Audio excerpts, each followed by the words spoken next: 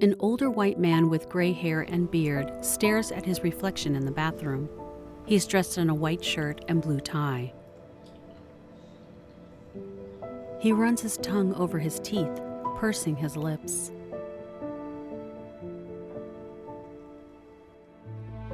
Jen, you need to get in here. Your oven's getting cold. He leaves the bathroom. Opening credits in white font. Emerging Elephants presents. Produced and directed by Joyce Kostakis. A green sticky note above stove knobs reads, "Turn off stovetop." Director of Photography, Johnny Young. Associate Producer, Kathy A. Bates. A white kitchen cabinet door opens. A sticky note reads, "Plates and bowls." Starring Kathy Houston. More sticky note reminders line a whiteboard. Ed Houston. Various porcelain figurines line a table. With Kathy A. Bates. A pair of aging, white-skinned, outstretched hands hold on to one another, then let go. A title appears, The Nurse. An overhead view. In the daytime, a town surrounded by colorful trees.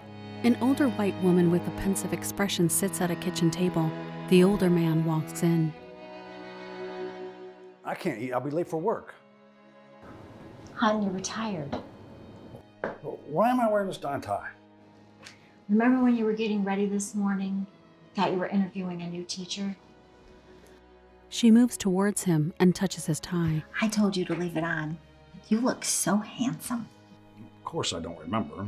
I have to feel my toothbrush 5 minutes after I leave the bathroom because I can't remember if I brushed my dang teeth. How about you give me a kiss and I'll let you know if they're brushed. Okay. They lean in. Oh. Did I pass? Oh, sorry, babe. Epic fail.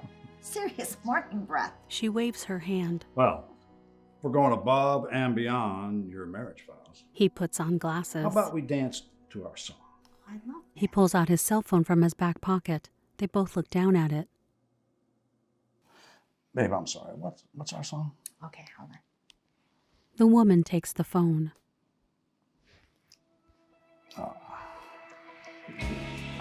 May I have this dance? Yes. They begin to slow dance. He kisses her forehead as she shuts her eyes and smiles. They sway to the music. Breakfast items still on the kitchen table. In the bedroom, the couple is asleep. Soft morning light enters the room. The woman snores as the man lays on his side, fast asleep. She stirs.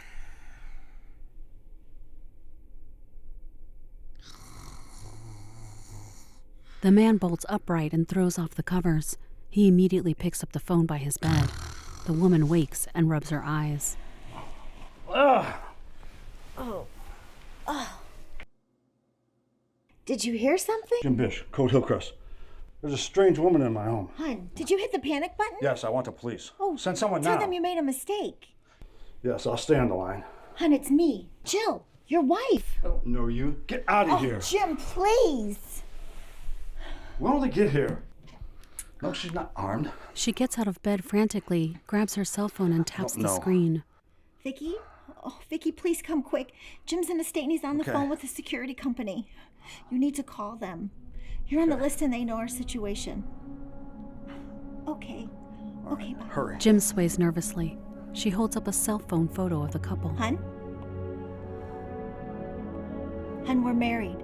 We're married 20 years. I don't know what you're up to. My Melinda's dead. Melinda died a few years before we met. I'm your Okay. second wife, Jill. Hun, look. Jim looks away anxiously as Jill continues to hold up the cell phone photo.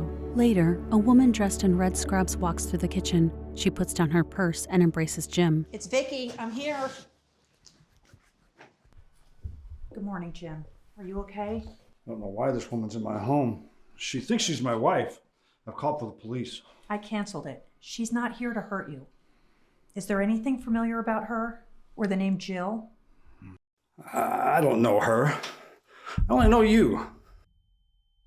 Jill's chest heaves, a close-up view of Jim's green eyes as he stares blankly ahead.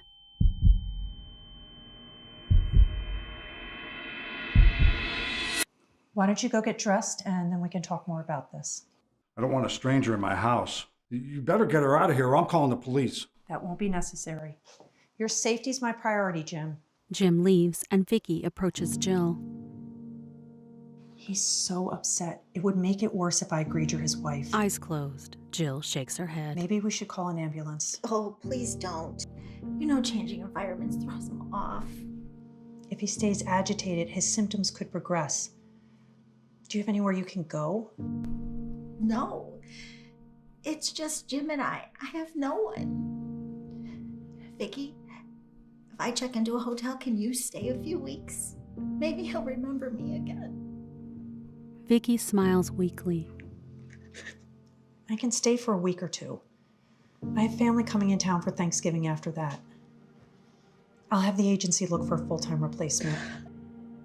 I can't thank you enough.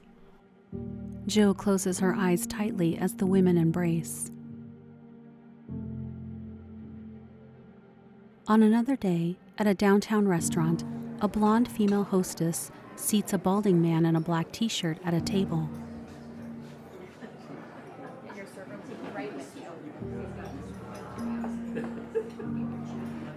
A female server walks by with a pizza. A gliding view shows Jill in a pink cardigan, sitting at a bar alone, with 2 full glasses of red wine in front of her. She fidgets. Vicky, in a blue shirt, walks in. Hi there, how can I help you? I'm meeting someone. Oh, okay. Looking around, Vicky spots Jill and waves. As Vicky sits, Jill pushes a glass towards her. How are you? Who's with Jim tonight? Did your agency hire a full-time live-in? My boss is with Jim. I didn't have the heart to tell you this over the phone. I'm glad I'm sitting. It sounds serious. I'm afraid it is. Yesterday, Jim threw a plate at me.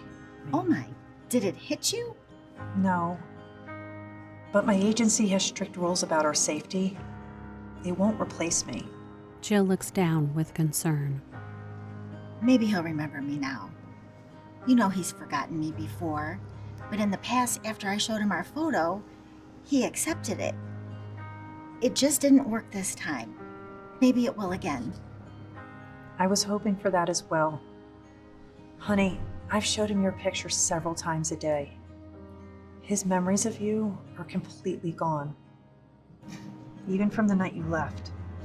Jill's face contorts with anguish. I'll take him not remembering that night as a win. He was so frightened. Vicky gently places a hand on Jill. I'm afraid it's time for a full-time live-in facility. Oh, I know I'll have to eventually, but not right now. We're not ready for that just yet. If I pay you directly, can you stay? I wish I could. My husband and my dog are already going bonkers without me, and you know I have company coming in for Thanksgiving.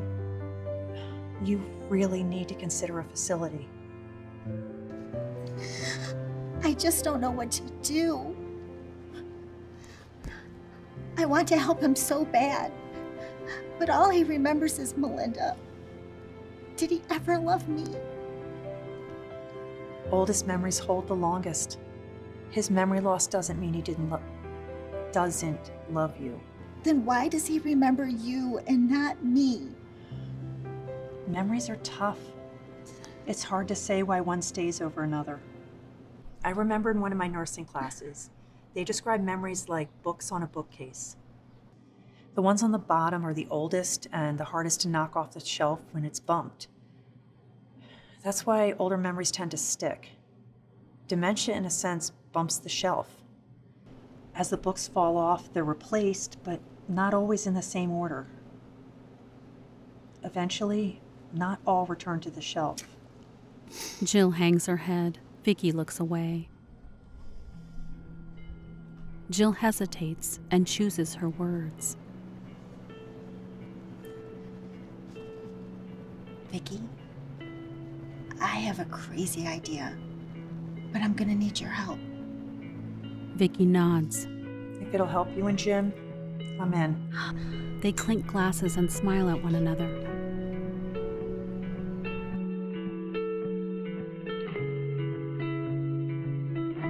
In the morning, at the house, 2 sets of sneakers walk on a kitchen floor. Vicky wears a white lab coat. Jim, can you come into the kitchen? I want you to meet the new live-in nurse we talked about. Jim walks in. I told you I don't want or need a live-in nurse. Your company just wants my money. Jill, in red scrubs and a ponytail, walks out from behind Vicky. Hi, I'm Jill. It's a pleasure to meet you. No worries, sir. Your insurance company will foot the entire bill. No cost to you. I guess I better earn my keep. Have you had lunch? I make a mean grilled cheese. I can't say no to that. It's my favorite. I've prepared the guest room. It's the first door on the right. If you two don't need me, I think I'll head out. I think with a full stomach, we'll be off to a good start. Jim, do you mind if we try this? Jim sits, his expression wary. I'm okay with trying out that grilled cheese. That's my cue then. I don't see her staying long. Fair enough. Thank you for your willingness to try. The women smile at each other and hug. Vicky departs. One grilled cheese, coming right up. Smiling, Jill turns around and touches her cell phone on the counter.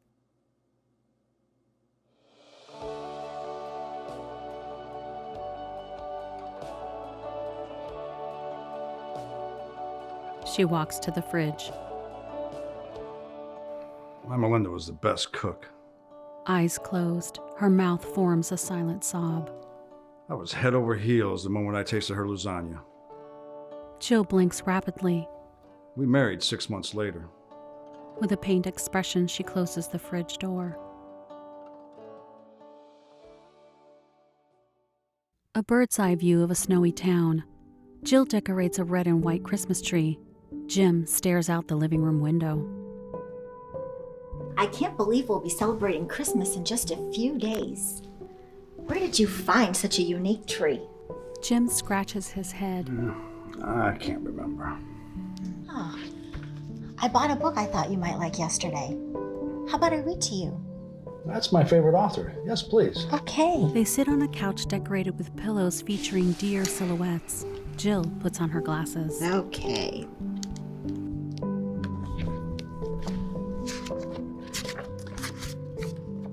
Chapter 1. How is it that you know me so well after only a few weeks? I mean, you cook my favorite meals, you suggest my favorite movies, and now you pluck up my favorite author. There's something about you that makes me feel like I've known you my entire life. Jim smiles sheepishly. Forgive me for being forward. I know it's your job, but I feel that you really care. There's something about you that makes me feel safe. You're not being forward. I miss holding hands. This feels nice. I care about you and for you. If I were a younger man, I might fancy letting myself fall in love with you. I haven't felt this way in a long time. But I'm just an old fart. There's no happily ever after for me. You're never too old to fall in love. And it's never too late for happily ever after. I'm so glad to hear you say that. I'm no knight in shining armor. But He puts on glasses. I don't know why, but I can't stop thinking about this song, and I'd love to share it with you. Jim stands up suddenly and pulls out his cell phone. Jill watches him. May I have this dance? Yes. They sway to the music. Behind them, the Christmas tree is decorated with white accents. The view pulls back from the doorway. From when I was 16, I wanted all that I Credits appear. Written, directed, and produced by Joyce Kostakis. Associate producer, Kathy A. Bates. Cast: Ed Houston, Kathy Houston, Kathy A. Bates, Francisco Lopez, Kristen McAdams, Susan Soder.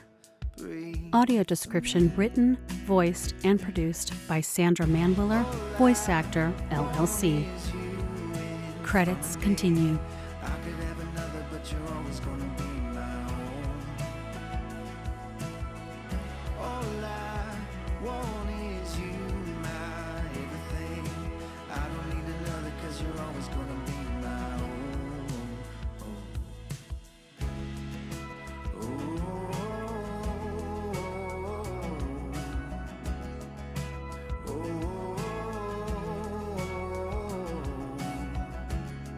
I don't need more time.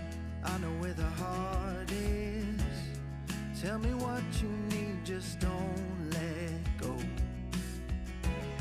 We're taking all that's left to build it up again. It's gonna be a chance, but here we go. Stop, breathe, wait a little longer. We begin stronger. Stop, breathe.